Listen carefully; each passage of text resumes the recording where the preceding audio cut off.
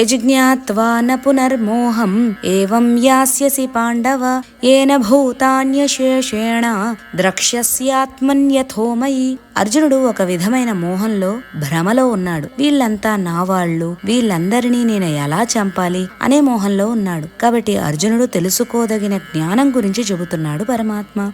ఏది నీవు తెలుసుకుంటే మళ్ళా ఇటువంటి మోహంలో పడవో, ఏది తెలుసుకుంటే అన్ని ప్రాణులలో ఉన్న ఆత్మను నీలో నాలో చూడగలవో అట్టి జ్ఞానాన్ని మంచి గురువుకు శుశ్రూష చేసి తెలుసుకో అని అంటున్నాడు పరమాత్మ. పరమాత్మ ఇక్కడ జ్ఞానం వల్ల కలిగే లాభాలను వివరిస్తున్నాడు. జ్ఞానం వల్ల మోహం నశిస్తుంది, భేదభావన ఉండదు, నువ్వు నేను అనే భావన అంతరిస్తుంది. మనం చూడ్డానికి కళ్ళున్నాయి ఎందుకు?